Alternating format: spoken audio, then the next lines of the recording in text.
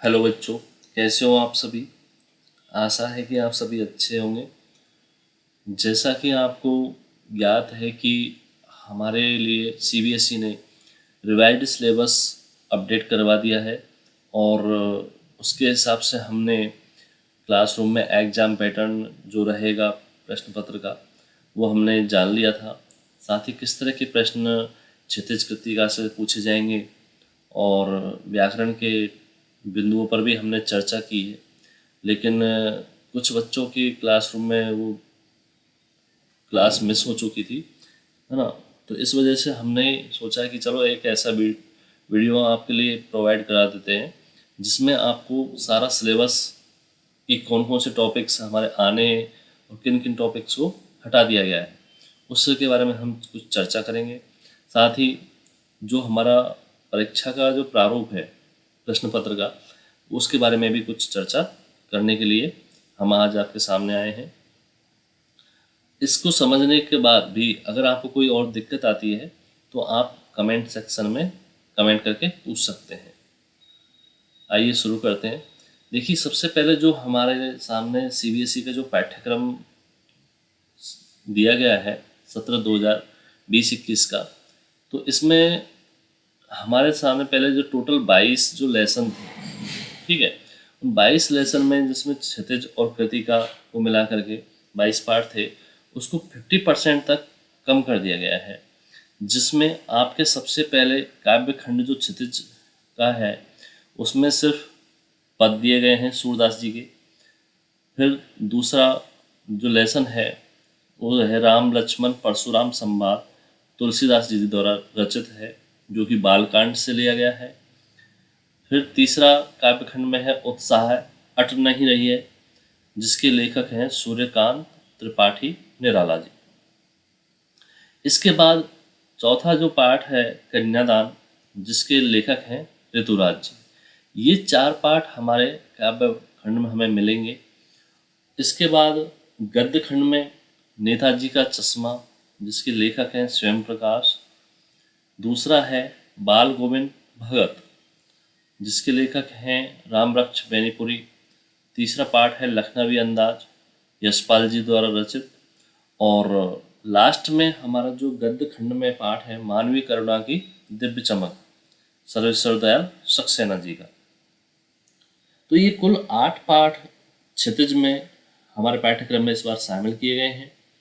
और साथ ही कृतिका के भी 3 पाठ, माता का अंचल शिवपूजन साय जी द्वारा रचित, जार्ज पंचम की नाक कमलेश्वर जी का, और साना साना हाथ जोड़ी, जिसकी लेखिका है मधु कांकरिया। ये कुल 8 और 3 यानी 11 पाठ हमारे पाठ्यक्रम में शामिल किए गए।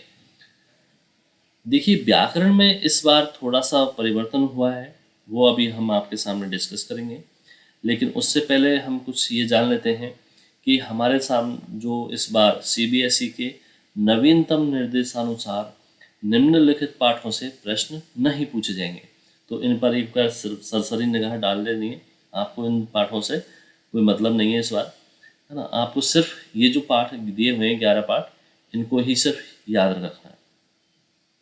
देखिए, जैसे काव्यखंड में सवैया था कवि देव जी के द्वारा रचित आत्मकथ्य जयशंकर प्रसाद। यह है दंतुरित मुस्कान फसल नागार्जुन जी का। छाया मत छूना गिरजा कुमार माथुर, संगतकार मंगलेश डबराल जी का। तो ये 5 पाठ तो काव्यखंड में से हटा दिए गए हैं और 4 पाठ आपके गद्य खंड में से। एक कहानी यह भी मन्नू भंडारी जी का। स्त्री शिक्षा के विरोधी कुतर्कों का खंडन महावीर प्रसाद द्विवेदी। नौबत खाने में इबादत यतेंद्र मिश्र।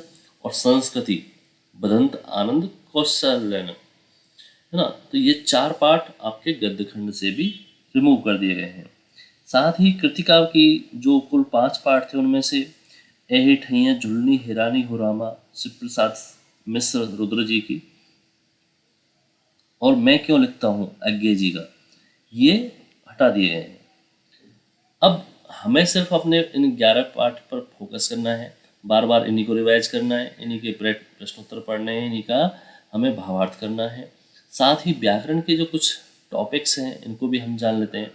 सबसे पहले है रचना के आधार पर वाक्य भेद व प्रश्नांतरण, फिर है वाच्य या वाच्य परिवर्तन, पदपरिचय, रस एवं भेद उदाहरण सहित हमें पढ़ने हैं। पत्रों के दोनों प्रकार, औपचारिक और अनौपचारिक।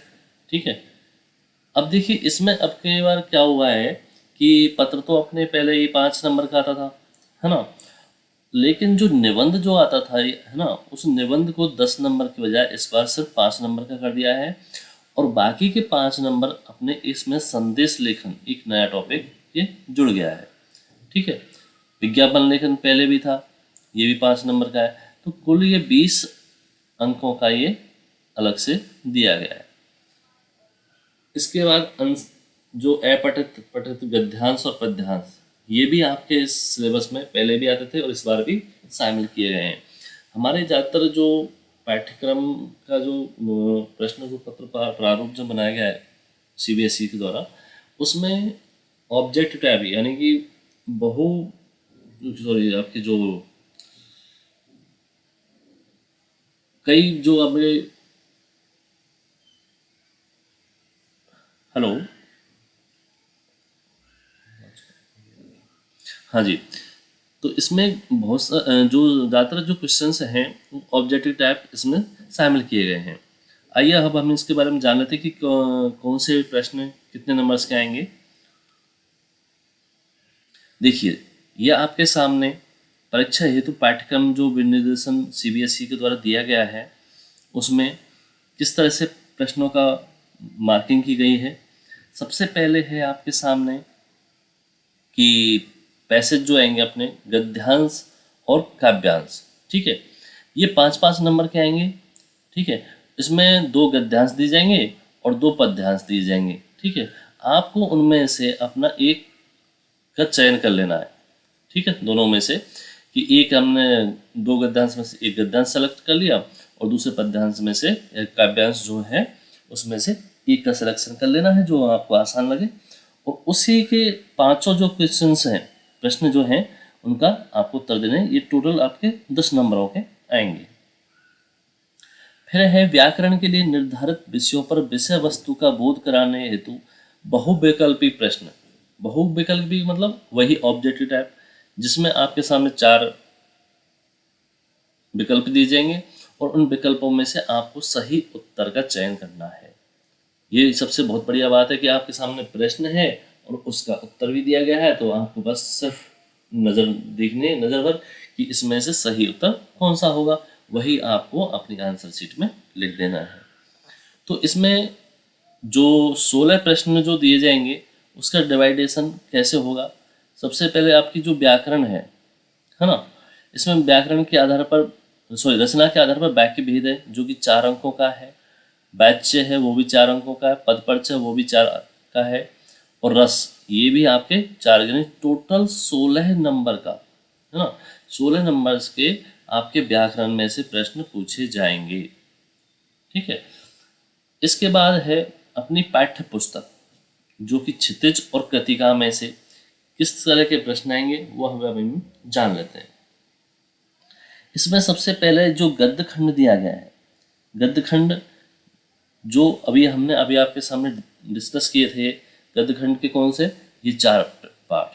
ठीक है, नेताजी चश्मा, बाल गोविंद भगत, लखनवी अंदाज और मानवीय करुणा की दिव्य चमक। तो क्षितिज में से निर्धारित पाठों में से गद्यांश के आधार पर विषय वस्तु का ज्ञान बोध कराने के लिए इसमें 5 बहुविकल्पी प्रश्न पूछे जाएंगे। कितने प्रश्न? 5, एक नंबर के, जो कि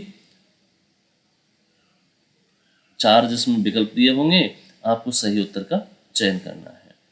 इसके बाद इसमें दिया गया है कि क्षितिज से निर्धारित गद्य पाठों के आधार पर विद्यार्थियों की उच्च चिंतन क्षमताओं एवं अभिव्यक्ति का आकलन करने हेतु 2 बहुविकल्पी प्रश्न पूछे जाएंगे, है ना।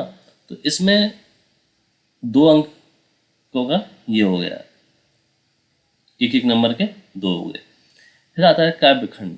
काव्यखंड के भी हमें आपको अभी बताए थे कि 4 पाठ हैं, पद, सूरदास जी के राम लक्ष्मण परशुराम संवाद, उत्साह और कन्यादान। ठीक है, तो इसमें से भी आपके कुल कितने 7 नंबर के भी ये क्वेश्चंस आपके पूछे जाएंगे जो भी ऑब्जेक्टिव टाइप होंगे। इसके बाद आता है डिस्क्रिप्टिव टाइप, जो वर्णनात्मक प्रश्न होते हैं। इसमें आपसे पहले हम क्षितिज की बात करें तो निर्धारित पाठ जो हैं, 8 पाठ जो दिए गए हैं, है ना, उसमें से 4 प्रश्न पूछे जाएंगे। किसमें से? गद्य खंड में से तो, और काव्य खंड में से 3 प्रश्न पूछे जाएंगे। ठीक है।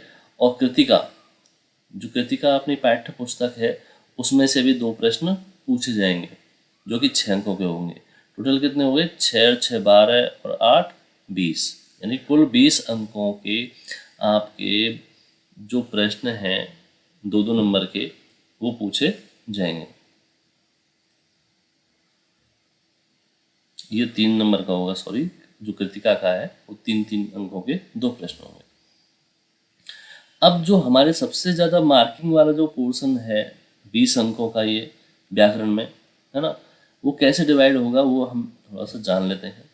कि सबसे पहले जो इसमें अनुच्छेद दिया गया है 80 से 100 शब्दों में, इसमें क्या होगा? समसामयिक या व्यवहारिक जीवन से जुड़ा हुआ कोई भी विषय आपके आ सकता है, यहाँ तक कि आतंकवाद, कोरोना काल या लॉकडाउन, कैसे भी कुछ भी टॉपिक पर आपके अनुच्छेद पूछा जा सकता है। अनुच्छेद यानी पैराग्राफ। उसमें आपको पहले की तरह जैसे आप परंपरागत रूप से करते आते थे कि एक ही पेज में सारा लिख दिया, ना पैराग्राफ चेंज किया, ना कुछ टॉपिक डाला, ऐसा कुछ नहीं करना है आपको। जो हमने आपको प्रैक्टिस कराई, कुछ टॉपिक्स बताए भी हैं कि कैसे जो अनुच्छेद के नीचे जो मेन टॉपिक जो होता है, उसके नीचे उसके वर्णन के बारे में 2-4 टॉपिक और लिखे होते हैं, जैसे निष्कर्ष है, मुख्य विषय वस्तु है, उपसंहार है ना, वो सब आपको अलग अलग लिखना है, तो उसके आपको पूरे मार्क्स मिलते हैं।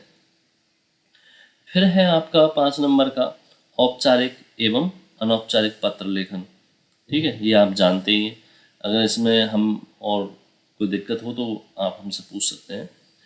फिर है विज्ञापन लेखन। देखिए, इसमें 5 नंबर लेने का मैंने आपको तरीका बताया था कि जब कोई किसी विषय पर आपके पास विज्ञापन आता है तो पहले उसमें पेज पे एक तो उसकी बॉर्डर बना लीजिए। ठीक है, या फिर आप बॉर्डर बाद में बना सकते हैं, पहले विज्ञापन लिखिए बहुत आकर्षक रूप में। विज्ञापन का एक मेन उद्देश्य यही होता है कि वो ग्राहकों को लुभाने या अपने उपभोक्ताओं को आकर्षित करने के लिए बनाया जाता है। अगर आपका विज्ञापन अट्रैक्टिव नहीं है, आकर्षित करने वाला नहीं है, तो उस विज्ञापन का कोई मतलब नहीं है।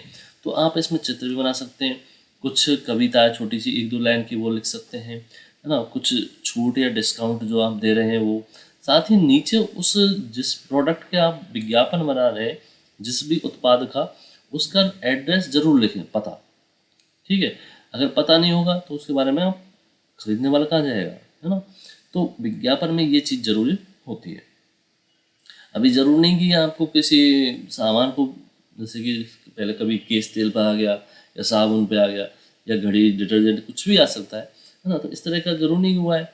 हो सकता है आपसे पूछा जाए कि जल ही जीवन है, इस पर बना दिए। तो आपको क्या करना है कि उससे संबंधित, जैसे जल ही जीवन है तो आपको पानी की बूंद बना दिया, है ना, नल से टपकते हुए कि पानी बचाओ जीवन बचाओ, इस तरह से। या फिर कुछ और लिख दिया आपने, कोई कविता, स्लोगन, और साथ ही किस डिपार्टमेंट से वो संदेश आ रहा है, जैसे दिल्ली जल बोर्ड का लिख दिया, है ना। जिस भी विभाग के द्वारा आपको उचित लगता है, जिसका होना चाहिए, उसका विज्ञापन आप अगर इस तरह से बनाएंगे तो आपको पूरे 5 नंबर मिलने का अवसर आपको मिलता है। इसके बाद है संदेश लेखन। ये भी आपको मैंने बताया था कि इसको भी आपको बॉर्डर बना के लिखना है अच्छे से, है ना। जितने इसमें 30-40 शब्दों में पूछा गया है, तो इससे ज़्यादा आपको यूज करना ही नहीं है ऐसे शब्दों को। तो आपको क्या करना है कि ज़्यादा ज़्यादा कुछ 5-10 शब्द ज़्यादा हो सकते हैं। तो सबसे पहले ऊपर आपने जहाँ दिनांक लिख दिए और उसके बाद अपने मुख्य संदेश लिखा और नीचे अपना नाम, संबोधन। ठीक है, अपने प्रिय मित्र के लिए जो भी संबोधन आप मित्र के लिए है या जिस भी रिश्तेदार के लिए, तो थोड़ा सा अपना संबोधन शुरू करने के बाद आप संदेश लिख सकते हैं। ठीक है, तो ये कुल 80 नंबर का हमने जो ये प्रश्न पत्र प्रारूप पर चर्चा की है 80 नंबर पे। बाकी 20 नंबर तो आपको स्कूल की तरफ से मिलते ही हैं, जिसमें आपका प्रोजेक्ट होता है और सब्जेक्ट एंगेजमेंट होता है ना। ये ओवरऑल जो 20 नंबर्स होते हैं, इनमें से आपको मिल जाएगा जो मिलना होगा। इसकी आपको चिंता करने की ज़रूरत नहीं है, लेकिन आपको इन 80 नंबर्स में से जो सीबीएसई के द्वारा बोर्ड एग्जाम मिलती है इनमें से मैक्सिमम नंबर लाने का प्रयास करना है। ठीक है। अब इसके अलावा भी आपको इस सिलेबस को या परीक्षा प्रारूप को समझने में दिक्कत आई है तो आप हमसे बाद में पूछ सकते हैं। अब ये वीडियो आपका अच्छा लगा है तो चैनल को सब्सक्राइब करना ना भूलें, साथ ही वीडियो को भी ज़रूर लाइक करें। ठीक है।